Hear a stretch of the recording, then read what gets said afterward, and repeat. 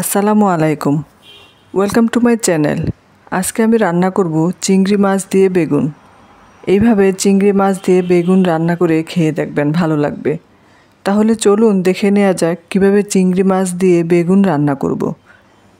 এর জন্য এখানে আমি নিয়েছি 12 থেকে 15টার মতো মাঝারি সাইজের চিংড়ি। এই মাছগুলোকে আমি কেটে ধুয়ে পরিষ্কার করে নিয়েছি। এবার এর মধ্যে দিয়ে দিব সামান্য হলুদের গুঁড়া, কিছুটা মরিচের গুঁড়া ও স্বাদমতো লবণ। সব কিছু ভালোভাবে মেখে নেব। চুলায় একটা প্যান বসিয়ে দিলাম। এখন এর মধ্যে দিয়ে দিব 2 টেবিল চামচ ঘি। ঘি দিয়ে চিংড়ি মাছটা ভেজে নিলে এর স্বাদ দ্বিগুণ বেড়ে যায়।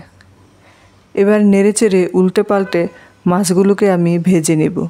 তবে চিংড়ি মাছ বেশি সময় নিয়ে ভাজা যাবে না, তাহলে এগুলো শক্ত হয়ে যাবে।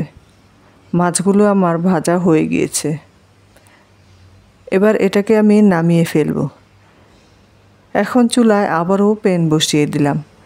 এখন এর মধ্যে দিয়ে দিব 3 টেবিল চামচ তেল। তেলটা গরম হয়ে আসলে দিব 2 পেঁয়াজ কুচি। এবার পেঁয়াজটাকে আমি হালকা বাদামি করে ভেজে নেব। পেঁয়াজটা বাদামি হয়ে আসলে এর মধ্যে দিয়ে দিব 2 টেবিল চামচ আদা ও রসুনের পেস্ট। এবার এগুলোকেও আমি ভেজে নেব যতক্ষণ এর কাঁচা গন্ধটা না যায়। ভাজা হয়ে গেলে এর মধ্যে দিয়ে দিব সামান্য পানি। এবার এক এক করে বাকি মশলাগুলোও দিয়ে দিব। প্রথমে দিয়ে দিব 1 চা চামচ লাল মরিচের গুঁড়া, 1/2 চা চামচ হলুদের গুঁড়া ও 1 চা চামচ ধনে গুঁড়া ও স্বাদমতো লবণ। এবার মশলাটাকে আমি ভালোভাবে কষিয়ে নিব। কষাতে কষাতে যখন মশলা থেকে এরকম তেল ছেড়ে দিবে, ওই পর্যায়ে দিয়ে দিব ভেজে রাখা চিংড়ি মাছ।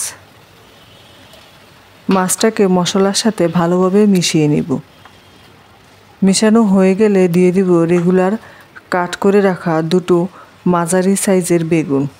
এবার বেগুনটাকে আমি মাছ ও মশলার সাথে ভালোভাবে মিশিয়ে নিব আর ঢাকনা দিয়ে রান্না করব 5 মিনিট। 5 মিনিট পর ঢাকনাটা খুলে দেখি কী অবস্থা। সব কিছু খুব ভালোভাবে কষানো হয়ে গিয়েছে। এবার এর মধ্যে দিয়ে দিব 1/2 কাপ পানি। বেগুনের তরকারিতে খুব বেশি পানি দেয়া যাবে না, তাহলে খেতে ভালো লাগে না। বেগুন ও চিংড়ি সিদ্ধ হওয়ার জন্য যতটুকু পানির দরকার ঠিক ততটুকু পানি দিব। সব কিছু ভালোভাবে মিশিয়ে দিয়ে দেব 4 থেকে 5টা ফালি করে রাখা কাঁচামরিচ। এবার ঢাকনা দিয়ে রান্না করব 10 মিনিট। 10 মিনিট পর ফিরে আসলাম। দেখুন কালারটা কতটা সুন্দর হয়ে এসেছে আর দারুণ একটা ফ্লেভারও বের হচ্ছে। রান্নাটা আমার অলমোস্ট হয়ে এসেছে। সব কিছু ভালোভাবে নেড়েচেড়ে দিচ্ছি। এবার আবারও 2 মিনিটের জন্য ঢাকনা দিয়ে রান্না করব। 2 মিনিট পর রান্নাটা আমার হয়ে গিয়েছে।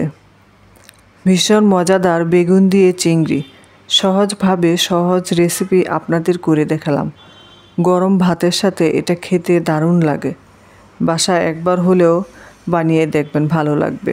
আশা করছি আমার আজকের রেসিপিটা আপনাদের কাছে ভালো লেগেছে। ভালো লাগলে আমার চ্যানেলটিকে সাবস্ক্রাইব করার অনুরোধ রইল। এতক্ষণ যারা পাশে ছিলেন সবাইকে ধন্যবাদ জানিয়ে আজকে এখানেই শেষ করছি।